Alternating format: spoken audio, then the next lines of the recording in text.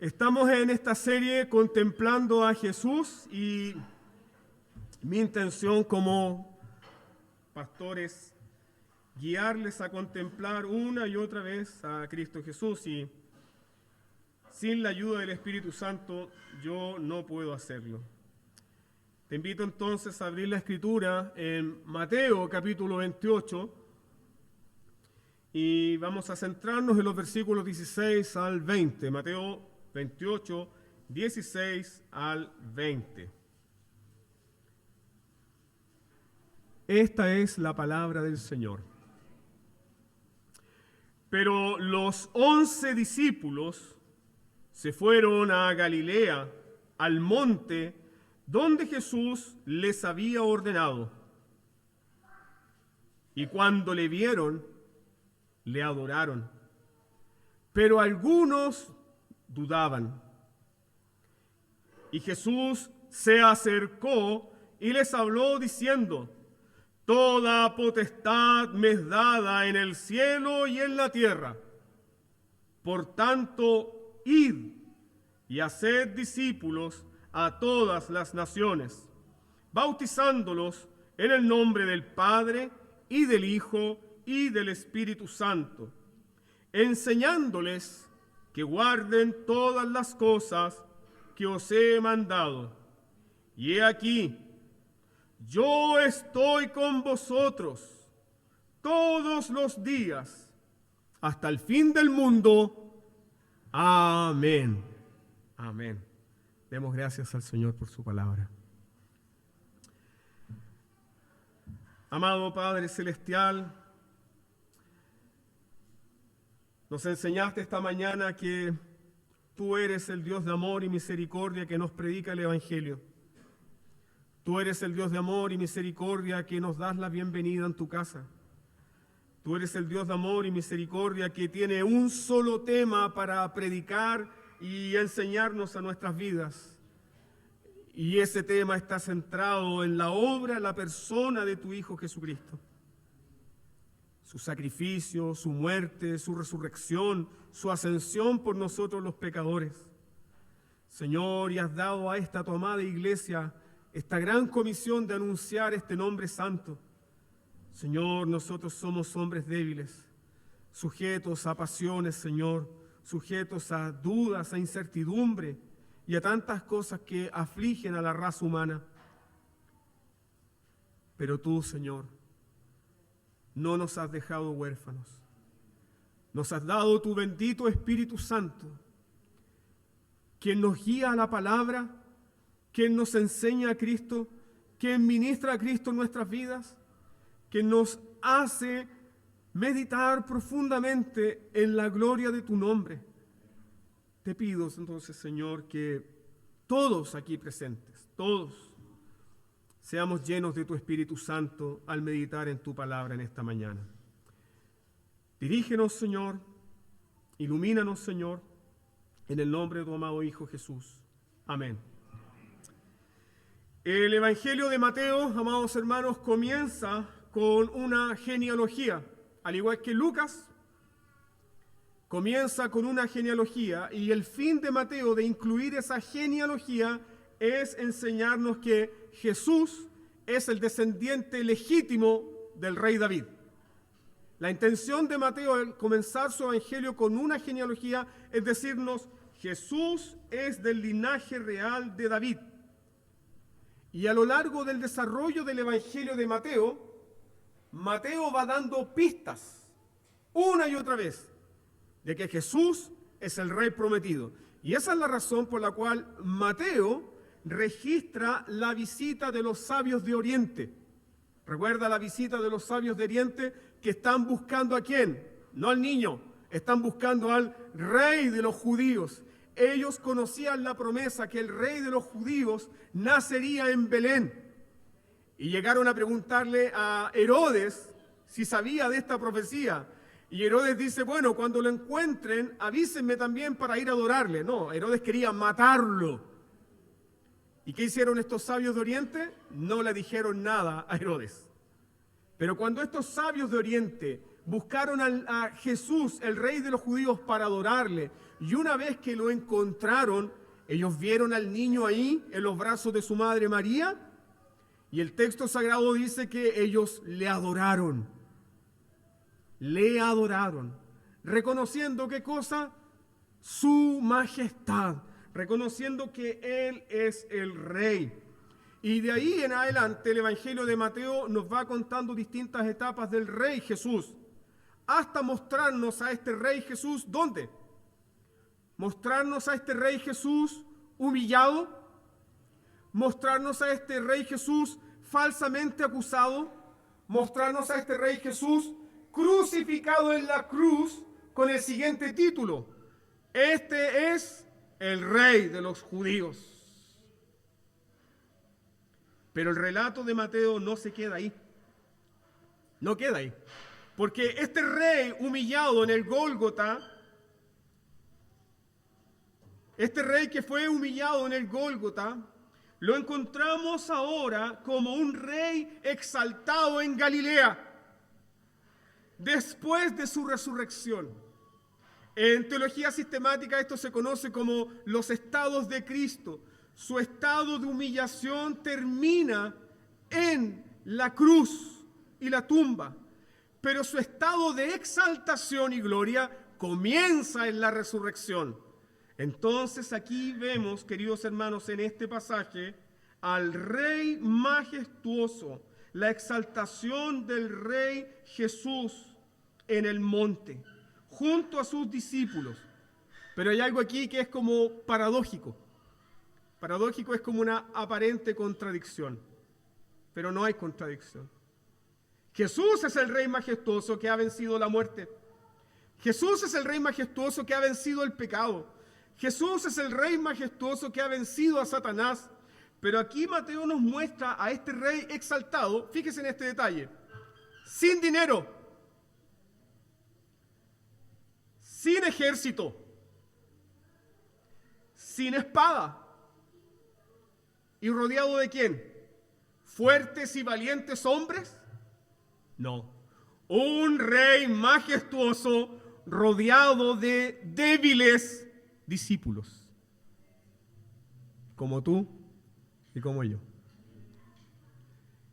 ¿Y qué nos enseña la historia del cristianismo?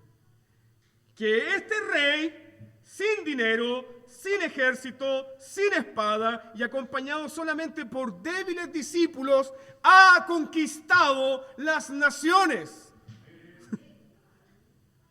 Ese es nuestro rey. Jesús, el rey resucitado. Y por eso el título de este sermón centra nuestra atención en la exaltación del rey que tiene todo dominio. Todo dominio.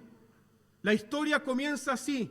Jesús ha resucitado y le ordena a sus discípulos ir a Galilea, a un monte señalado. Mateo no nos dice cuál monte, tal vez podría haber sido el monte de la Transfiguración. No lo sabemos, no lo dice. El punto es que está ahí Jesús, en este monte, exaltado, esperando a sus discípulos. Y Jesús le había ordenado a sus discípulos que se encontraría con ellos ahí en Galilea, en ese monte. Sigue por favor ahí Mateo 28, el versículo 7. Mateo 28, 7. Dice, e id pronto, este es el mensaje que se les da a las mujeres, e id pronto y decid a sus discípulos que ha resucitado de los muertos, y he aquí va delante de vosotros a Galilea, allí le veréis, he aquí os lo ha dicho. Ahora el versículo 10, Mateo 28, 10. Entonces Jesús les dijo, no temáis, id, dad las nuevas a mis hermanos para que vayan a Galilea y allí me verán. Mateo 28, 16. Verso 16. Pero los 11 discípulos se fueron a Galilea, al monte, donde Jesús les había ordenado. Mateo dice acá que van los 11, pero no es que esté diciendo Mateo que son los 11 en particular. ¿Por qué? Porque ahí, en esa reunión, o podríamos decir, en el primer culto del Rey resucitado, hay más de 11 discípulos. ¿Cómo sabemos aquello? Bueno, el apóstol Pablo, en 1 Corintios capítulo 15, versículo 6, Pablo nos dice que por lo menos 500 hermanos presenciaron la resurrección de Jesucristo. 1 Corintios 15, 6. Entonces debemos entender lo siguiente: se da la buena nueva de la resurrección, y las primeras en predicar esto, ¿quiénes fueron? Las mujeres. Amén. Ellas fueron las primeras en predicar la resurrección a los discípulos que estaban muertos de miedo. Y las mujeres dicen: no, el maestro los está esperando allá en el monte. Y van acompañados entonces los 11 con más discípulos. Fueron entonces estos 11 discípulos con más discípulos a encontrarse ¿con quién? A encontrarse con Jesús, el Rey resucitado. ¿Y qué dice el texto? Y cuando le vieron, ¿qué hicieron? ¡Oh, cómo está tu día, maestro! ¿Tuvo bueno el desayuno? Tanto tiempo que no nos vemos, maestro. ¿Qué hicieron cuando le vieron? Inmediatamente el texto dice, cuando le vieron, le adoraron. Le adoraron. ¿Qué significa aquello? Que ellos reverentemente inclinaron sus rostros y adoraron al Rey Jesús, exaltado por sobre todo. Este testimonio es muy importante para nosotros. ¿Por qué? Porque la doctrina de la divinidad de Cristo, no fue una doctrina inventada por el Concilio de Nicea en el año 325. Nosotros sabemos que Jesucristo es el Dios encarnado, Él es Dios. Y el texto que nos muestra que sus discípulos cuando lo ven, lo adoran, hermanos. Esto nos enseña entonces que Jesús es adorado, pero hay algo más. Él recibe la adoración. Si Jesús no fuese Dios encarnado, este acto sería idolatría pura. Todos los discípulos serían idólatras. Pero Jesús no rechaza la adoración. Él deja que sus discípulos disfruten, lo contemplen y lo adoren. Gloria a Dios. Ellos contemplaron a este Rey resucitado. Ya no es el Rey humillado en la cruz. Ya no es el Rey menospreciado. Ya no es el Rey que está ahí desnudo en la cruz sangrando. Ahora es el Rey exaltado, digno de adoración. ¿Qué aprendemos inmediatamente de esto? Que el discipulado, porque esto es también algo importante de este pasaje, el discipulado es un asunto de adoración. El discipulado es un asunto de adoración ¿a quién? Al Rey Jesús. ¿Por qué razón existe la iglesia? La iglesia existe para ser discípulos en todas las naciones. ¿Y cuál es la función de esos discípulos? Adorar al Rey Jesús. Adorar al Rey Jesús. Servir al Rey Jesús. Entonces, otro punto importante acá es el siguiente: que el discipulado cristiano, la labor que la iglesia tiene de enseñar y de hacer discípulos, no está centrada en nuestra historia. Las iglesias que se centran o centran su enseñanza en su propia historia, en su propio testimonio o en su propia tradición, fracasan y van a fracasar. ¿Por qué? Porque el discipulado está centrado en la adoración del Rey Jesús. La gran comisión no se trata de extender la iglesia presbiteriana por todas las naciones. La gran comisión se trata de exaltar el nombre de Jesús por todas las naciones. No es un asunto de nuestra historia. ¿De qué se trata entonces? Se trata de la historia de Jesús. Hermanos, dinos hoy algo de Jesús. Dinos otra vez su historia, la historia de su amor. Es la historia de Jesús, es la historia en favor de los pecadores, es la historia de su amor en favor de los pecadores, lo que hace discípulos. La historia de su pasión, la historia de su muerte, la historia de su resurrección, la historia de su exaltación en favor de los pecadores. ¿Qué hace el falso evangelio? El falso evangelio hace centrar el evangelio en ti. Pero tú eres débil, tú fracasas, tú tienes dudas, estás sujeto a pasiones. Si el evangelio se trata de nosotros, hermanos, entonces somos los más miserables hombres de esta tierra. No tenemos futuro ni esperanza. Pero el evangelio se trata de un rey poderoso. Y Él es nuestro rey. Y este rey poderoso, yo quiero que mire esto en el texto, sigue siendo, escúchame bien por favor, sigue siendo un rey compasivo. ¿Dónde notamos esto?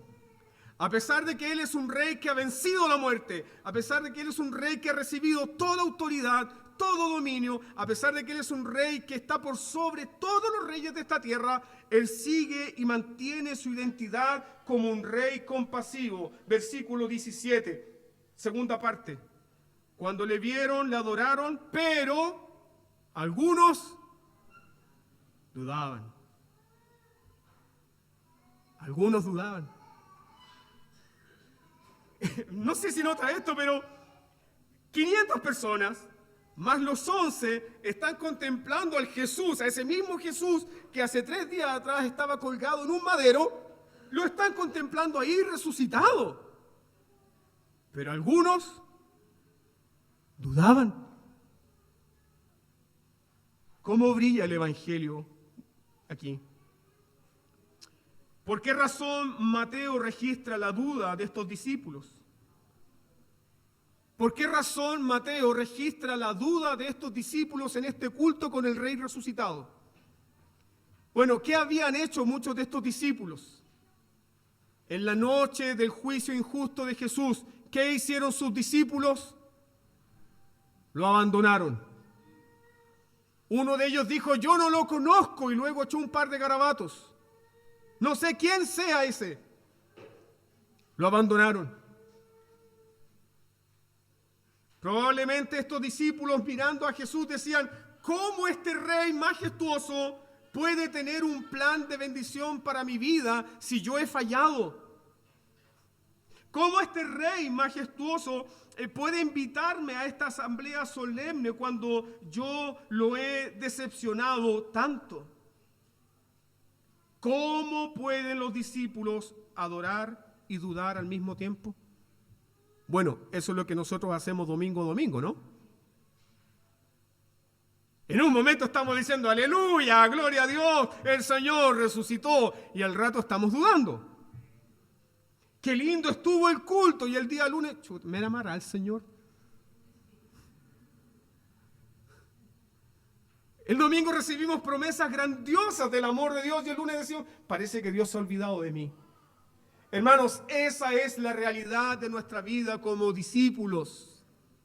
Y por esa razón necesitamos la fe. Y por esa razón necesitamos las buenas del Evangelio cada día.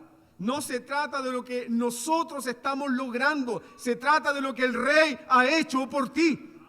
De eso se trata. Entonces, estos discípulos contemplaron a Jesús. Se preguntaron, ¿será que Él tendrá un plan para mí? ¿Qué hizo Jesús? Contempla a Jesús, hermano. Te lo ruego con todo mi corazón. Contempla a Jesús. ¿Jesús los rechazó a estos que estaban dudando? No. Jesús no rechazó a los que dudaban. Jesús no los condenó. Jesús no les dijo, miserables incrédulos, mírenme. No, Jesús no los condenó, Jesús no los avergonzó, ni tampoco Jesús les dijo algo como esto: a menos que ustedes no resuelvan sus dudas, ustedes no son dignos de mí. Si ustedes no resuelven sus dudas, ustedes no pueden ser mis discípulos. Si ustedes no resuelven sus dudas, no califican para mi reino. Si ustedes no resuelven sus dudas, yo no podré caminar con ustedes nunca. Eso no lo dijo Jesús el Rey. No, hermanos, no. ¿Por qué? Jesús no es un rey orgulloso. Jesús no es un rey implacable. Él no es un tirano. Él, Jesús resucitado, escúchame bien por favor, es el Rey de la misericordia y de la gracia. ¿Por qué? ¿Por qué, pastor? Hebreos capítulo 4 nos dice, porque su trono es trono de gracia y de misericordia. Ese es tu Rey. Puedes venir a tu Rey con dudas. Puedes venir delante de tu Rey con incertidumbres. Puedes estar delante de tu Rey en este culto hoy día domingo, aún con cosas no resueltas. Y Él no te dice, ándate. Él no te dice, no voy a escuchar tu oración. Él no te dice, tu culto me desagrada. No, Él es el Rey de la misericordia y de la gracia. Él es el Rey de la misericordia y de la gracia. Y este Rey de misericordia y de gracia recuerda nuestra condición. ¿Cuál es nuestra condición? Él recuerda que somos polvo. Barro, como diría algún hermano antiguo. Soy barro nada más, Señor. Barro, soy barro, polvo. Él recuerda nuestra condición. Entonces, como Él recuerda tu condición y mi condición, ¿qué enfatiza este Rey? Y eso quiero que lo miren en el texto. No enfatiza las dudas de los discípulos. No resalta la debilidad de los discípulos. No pone la atención en la debilidad de los discípulos. ¿Qué enfatiza? ¿Qué exalta? Míranos en el versículo 18. Y Jesús se acercó. Eso no está ahí porque sí. Nosotros creemos en la inspiración verbal y plenaria de las Escrituras. Esto no está porque sí. Y Jesús se acercó. ¿A quién se acercó? A esos que también están dudando. Y no enfatizó la duda de estos discípulos que dudaban, sino que Jesús hace resaltar su identidad. ¿Quién es Jesús? Él se acercó y les habló diciendo, toda potestad me es dada en los cielos y en la tierra. Tengo todo poder. Robert Morgan McChain, este gran predicador presbiteriano, él decía, antes de mirar a tu corazón 100 veces, mira a Cristo en el trono por ti 1000 veces. De eso se trata el cristianismo. Pero muchos cristianos se transforman como estas muñecas viejas. ¿Cuántos de ustedes tuvieron los nenucos o los pelones? ¿Qué le pasa a los nenucos y los pelones cuando se vuelven viejos? Parecen muñecas del diablo porque se le dan vuelta los ojos y los ojos quedan blancos. Es decir, están mirándose para adentro. Muchos cristianos viven así su vida cristiana, constantemente mirando hacia adentro, pero nunca contemplando, nunca observando ¿a quién? Cristo Jesús, su Rey. El cristianismo trata de eso, hermanos, de contemplar a Jesús detenidamente, su favor y su gracia. Entonces Jesús se acercó y les dijo, toda potestad. La palabra griega ahí para potestad es una palabra muy importante, es exousia, que significa que tiene todo dominio y control de todo. Él es el soberano.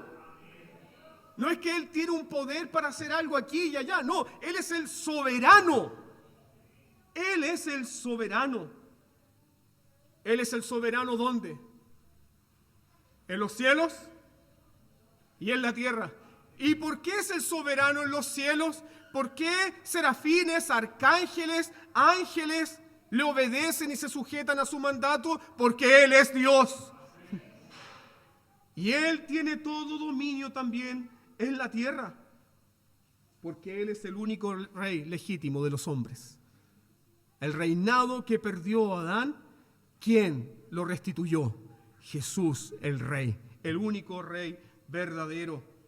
Entonces, Jesús les dice a estos débiles discípulos: id y haced discípulos todas las naciones. Id y haced discípulos a todas las naciones. ¿Dónde descansa entonces el mandamiento misionero? ¿Dónde descansa entonces el mandamiento evangelizador? ¿Dónde descansa entonces el mandamiento de ser iglesia? En la autoridad ¿de quién? Del Rey Jesús. Cuando usted y yo nos paramos en este lugar, cuando servimos en esta iglesia, en cualquier ministerio, hermanos, lo hacemos en la autoridad del Rey Jesús.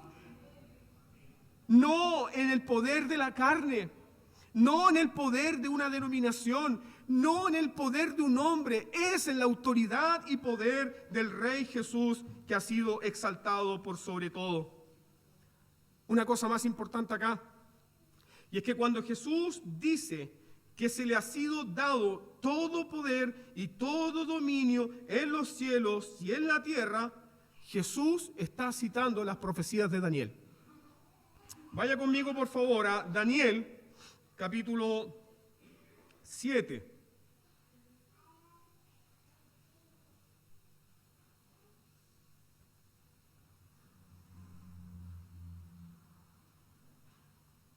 Y considera, por favor, los versículos 9 al 14.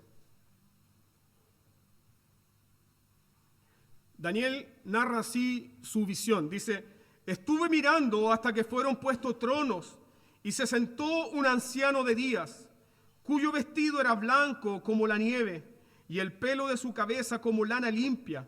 Su trono llama de fuego, y las ruedas del mismo fuego ardiente. Un río de fuego procedía y salía delante de él. Millares de millares le servían, y millones de millones asistían delante de él. El juez se sentó, y los libros fueron abiertos. Yo entonces miraba a causa del sonido de las grandes palabras que hablaba el cuerno. Miraba hasta que mataron a la bestia, y su cuerpo fue destrozado y entregado para ser quemado en el fuego. Habían también quitado a las otras bestias su dominio, pero les había sido prolongada la vida hasta cierto tiempo. Miraba yo en la visión de la noche, y he aquí con las nubes del cielo venía uno como hijo de hombre, que vino hasta el anciano de días, y le hicieron acercarse delante de él, y le fue dado dominio, gloria y reino, para que todos los pueblos, naciones y lenguas le sirvieran. Su dominio es dominio eterno que nunca pasará, y su reino uno que no será destruido. ¿Quién? Jesús, el Rey exaltado. Jesús, el Rey exaltado. Hermanos amados, esa es la razón por la cual han pasado 2000 años y la iglesia de Cristo ha sobrevivido a emperadores, tiranos, plagas, reyes malvados, reyes malditos, persecuciones, guerra, espada, y la iglesia continuará hasta así, hasta el fin de los tiempos. ¿Por qué? Porque la iglesia descansa en el dominio del Rey soberano Jesús. Amén. ¿Tienes dudas? Sí, tengo dudas, pero ¿qué? Miro al Rey Jesús. Él gobierna, Él nos gobierna, Él gobierna a su iglesia. Él es el Rey. A este Rey Jesús se le dice que, o Daniel nos dice que se le fue entregado todo poder y toda potestad para gobernar sobre todas las naciones. Pero hay algo que quiero que mediten esta mañana.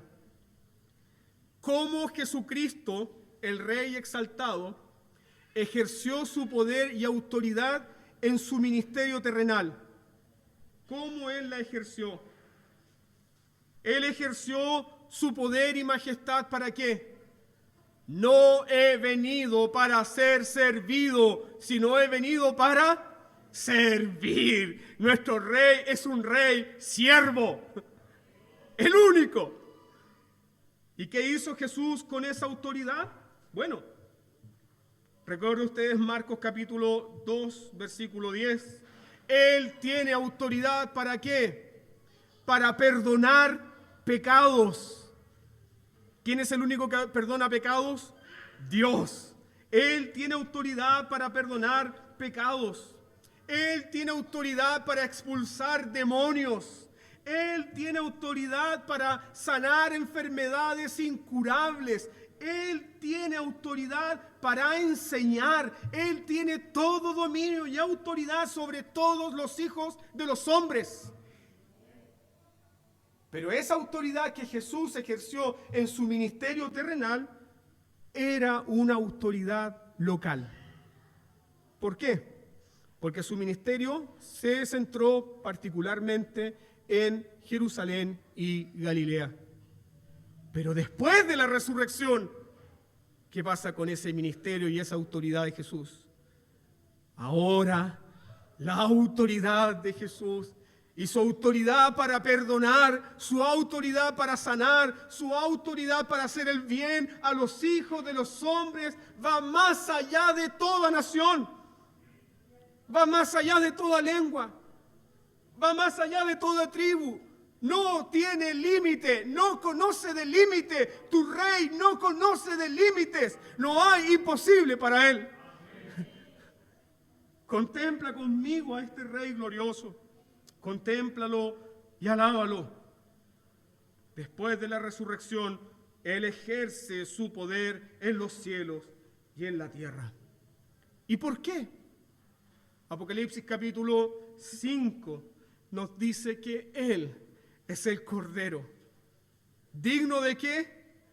Digno de tomar el libro que estaba sellado con 7 sellos y desatar sus sellos. ¿Y por qué Él es digno?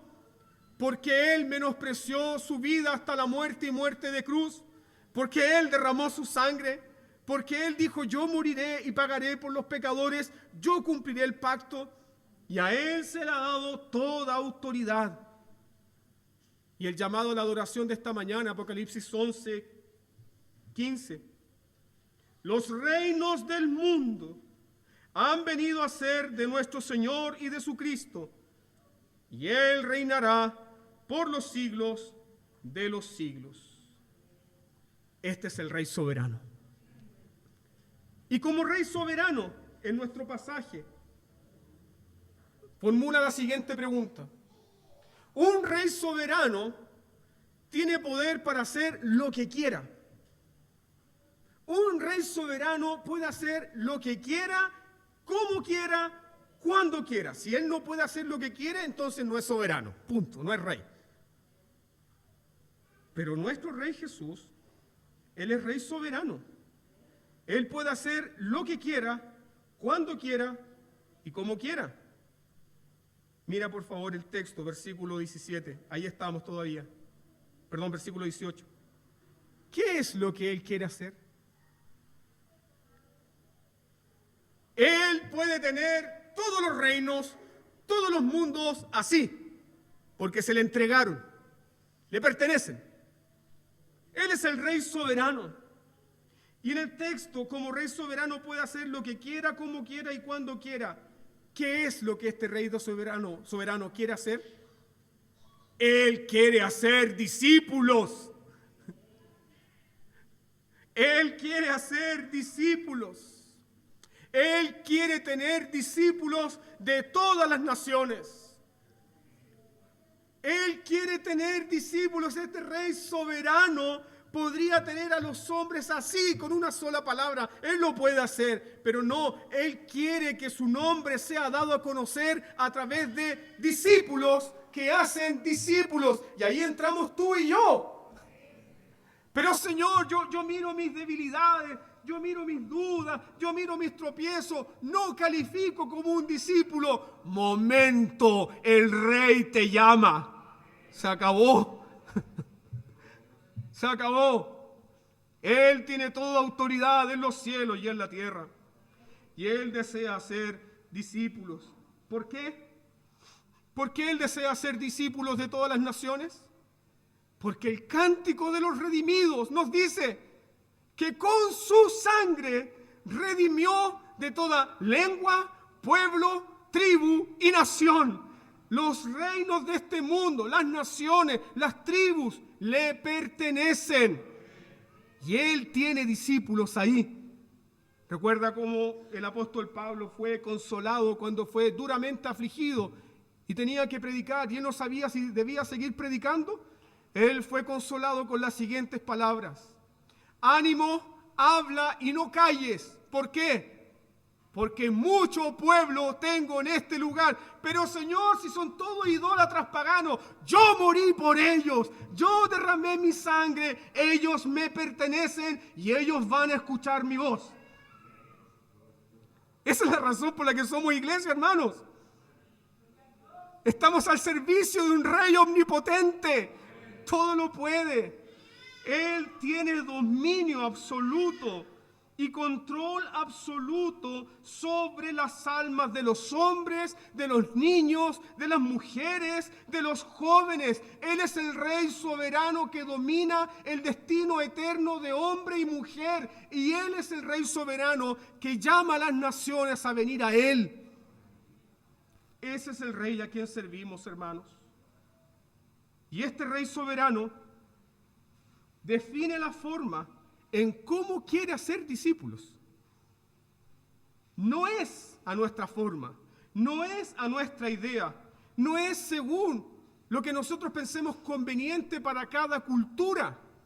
No, el rey soberano determina la forma en que tendrá sus discípulos. ¿Cuál es la forma en que tendrá sus discípulos? Id y haced discípulos a todas las naciones, bautizándolos en el nombre del Padre, y del Hijo, y del Espíritu Santo, enseñándoles que guarden todas las cosas que os he mandado. ¿Cómo entonces se va a discipular a las naciones? A través del bautismo y a través de la enseñanza. A través del bautismo y a través de la enseñanza del Rey de la Gloria. Esa es la gran comisión que tiene la iglesia, mediante el bautismo y mediante la enseñanza. ¿Qué nos dice Jesús? Vayan, hagan discípulos, bauticen y enseñen. Vayan a las naciones. ¿Por qué? Porque las naciones me pertenecen. Vayan a todas las tribus, porque todas las tribus me pertenecen.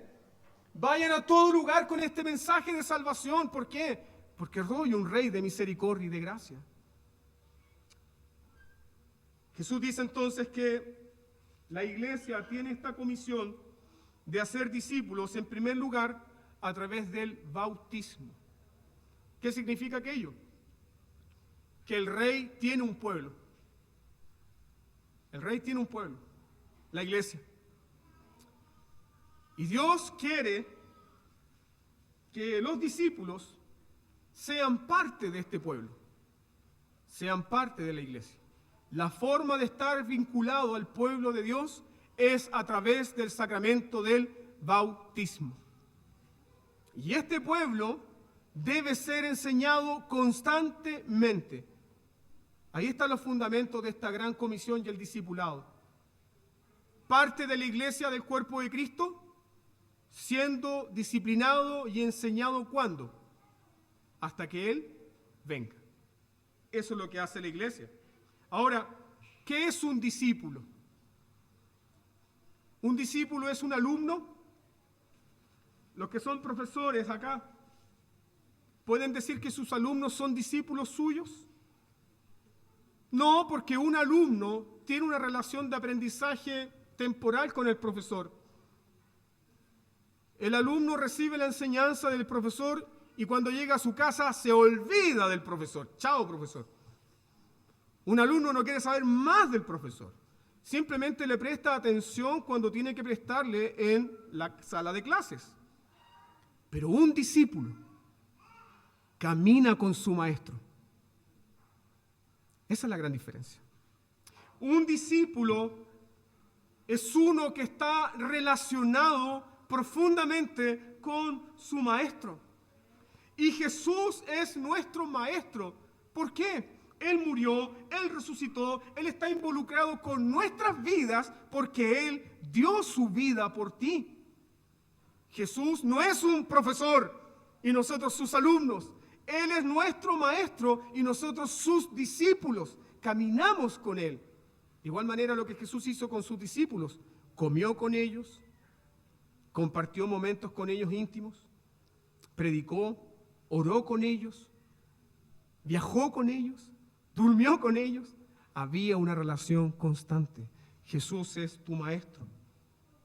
Esa es la gran diferencia entre un discípulo y un alumno. Entonces, hacer discípulos, y el llamado que la iglesia tiene de hacer discípulos, es hacer personas que dependen ¿de quién? Dependen de Jesús, caminan con Jesús.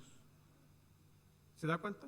No es una relación, sí, es cierto, servimos a la iglesia local, amamos la iglesia local porque Jesús la ama, pero la relación fundamental, preciosa y profunda es discipulado con Jesucristo, con Él. Y solamente a través de esa relación nosotros somos útiles para la iglesia local.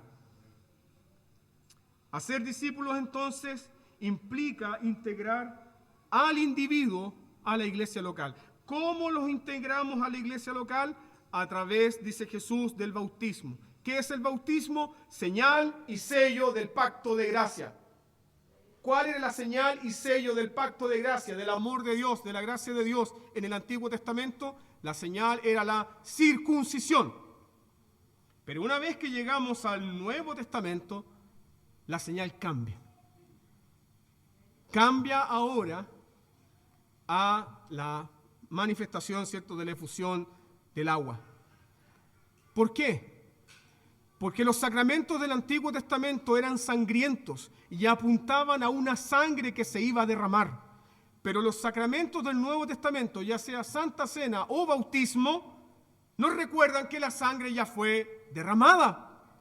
Entonces, cuando Dios en el Antiguo Testamento incorporó a Abraham a su pueblo, ¿cuál fue el sello de que Abraham pertenecía a su pueblo?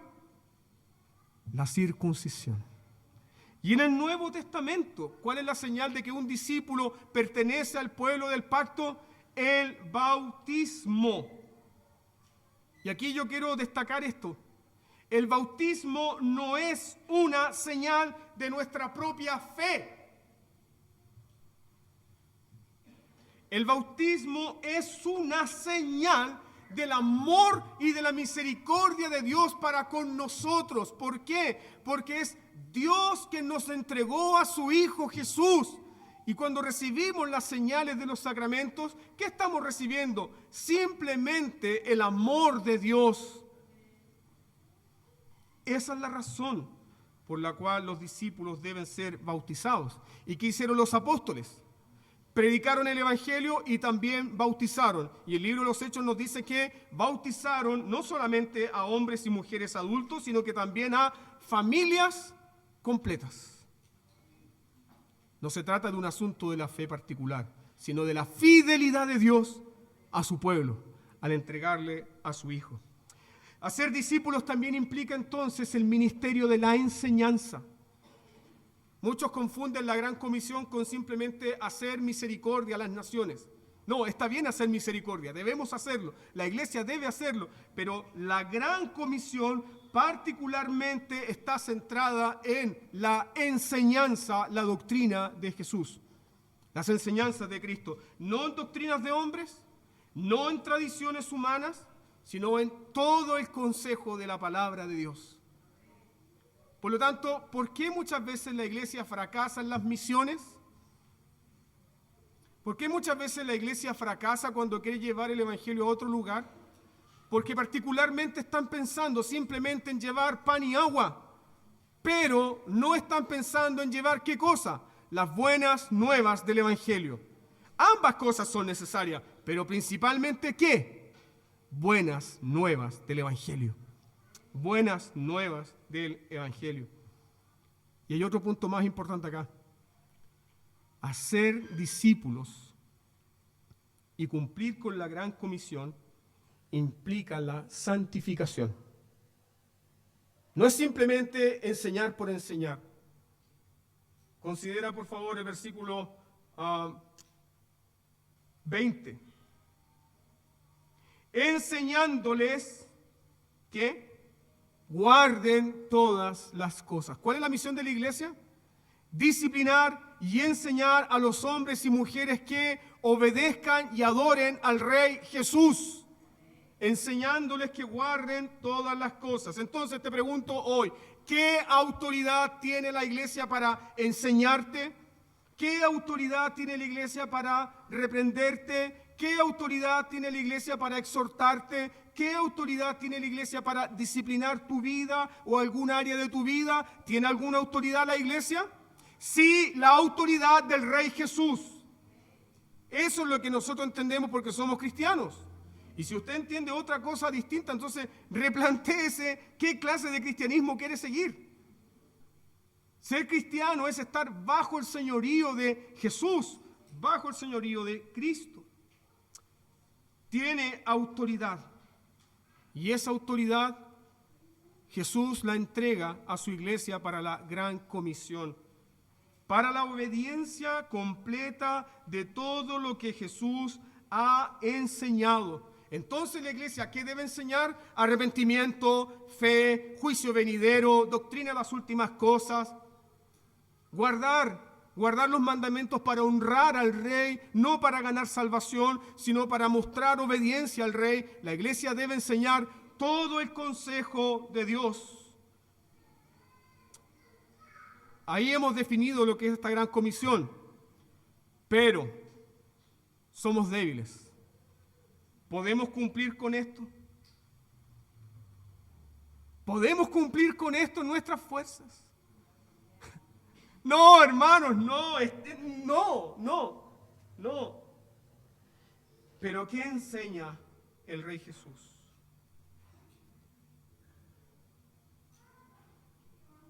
Él entregó su comisión, Él dijo cómo quiere tener los discípulos, ahora prepárate para lo que dice Jesús. He aquí, yo estoy con vosotros todos los días. Yo estoy con vosotros todos los días. Es decir, el Rey exaltado no solamente nos da una comisión, sino que el Rey exaltado nos da su poder para cumplirla. Tú y yo somos débiles, tú y yo no calificamos para ser discípulos, pero Él nos da la gracia y el poder para ser sus discípulos. ¿Por qué es tan importante esto de que Jesús diga, yo estoy con vosotros? Porque al comienzo de Mateo capítulo 1, versículo 23, Jesús es llamado ¿cómo? Emanuel. ¿Qué significa Emanuel? Dios con nosotros. Jesús es Dios con nosotros, ¿para qué? Para salvarnos y para redimirnos. Pero en la gran comisión, Jesús es Dios con nosotros, ¿para qué? Para impulsarnos a cumplir con su comisión. Hermanos, no estamos solos siendo iglesia.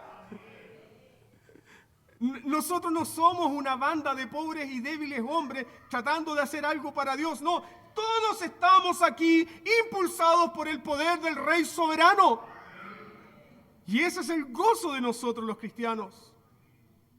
Yo estoy con vosotros. A la iglesia se le da no solamente el poder de anunciar las buenas nuevas. Escúcheme bien esto. La iglesia también ha recibido el poder de ministrar. ¿Qué cosa? ¿Qué ministra la iglesia? La iglesia ministra la presencia del Cristo resucitado. Aleluya, sí, hermanos, gloria a Dios. No se trata de un culto de palabras. No se trata de un culto de mera información, se trata de un culto donde la presencia de Cristo está en medio de nosotros.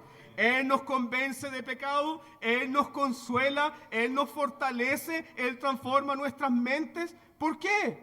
Porque el discipulado se trata de la administración de la presencia del Cristo resucitado a todas las naciones. Donde esté el Evangelio debidamente enseñado y predicado, ¿sabe lo que va a ocurrir? Cristo está ahí presente y el Evangelio triunfará. Amén. Por la gran comisión entonces la iglesia es embajadora ¿de qué?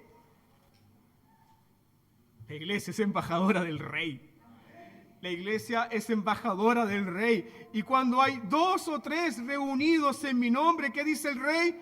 Yo estoy ahí en medio de ustedes. Hermanos amados, cuando nos reunimos en casa, cuando nos reunimos en pequeños grupos pastorales, ahí está la presencia del Rey resucitado para hacer bien a los hombres. Sí, hermanos, sí, Él está con nosotros. Eso significa algo muy importante, que la gran comisión solo se puede cumplir a través de ¿qué? De la presencia de Cristo. Sin la presencia de Cristo no tenemos nada que entregar a este mundo enfermo y caído por el pecado. Por lo tanto, la mayor urgencia de la iglesia es someterse a las palabras del Rey. Someterse a las palabras del Rey. Someterse a la comisión del Rey. Obedecer lo que el Rey enseña de esta gran comisión. ¿Y qué se nos promete? Mi presencia estará con ustedes todos los días hasta el fin del mundo. Para los que quieren servir a su Rey. Llegaste débil, triste, cansado, fatigado después de una semana difícil, enfermedad, aflicciones, sufrimientos, dudas con tu familia, dudas con tu futuro, dudas. El Rey no rechaza. No, el Rey no rechaza. El Rey nos dice que si nos sometemos a sus ordenanzas y entregamos nuestras propias vidas como el Rey lo hizo, Él promete estar con nosotros. Si tú y yo estamos involucrados en el reino, si tú y yo estamos gastando nuestra vida en favor de hacer más discípulos, debes estar seguro que la presencia del Rey está contigo. Mira lo que dice Jesús. Yo estoy con vosotros, escuche bien, todos los días. En la presencia del Espíritu Santo, Él está presente con nosotros todos los días. ¿Para qué? Para dirigirnos, para animarnos, para sostenernos, para decirnos no claudiques, para fortalecernos. Él está con nosotros todos los días. Yo estoy contigo todos los días. ¿En cuáles días, pastor? Días de seguridad y días de peligro. Días donde te sientes fuerte y días donde te sientes débil. Días donde has disfrutado el éxito, pero días donde estás masticando el fracaso. Todos los días. Días de certidumbre, días cuando hay dudas. Días de fortalezas, días de debilidades. Todos los días de tu vida, Jesús, el Rey, está contigo para sanarte, para salvarte, para sostenerte, para protegerte. Yo quiero que recuerde esto. Si el Rey no puede cumplir esta promesa, entonces eso significa que este es un falso rey y que no tiene todo dominio y potestad ni en los cielos ni en la tierra. Pero ese no es tu Rey Jesús. Ese no es tu Rey Jesús. El Rey cumplirá su promesa. El Rey extenderá el cetro de su poder y su favor para ti y te fortalecerá y te levantará y estará contigo todos los días de tu vida. ¿Hasta cuándo? Hasta cuando el reino sea consumado.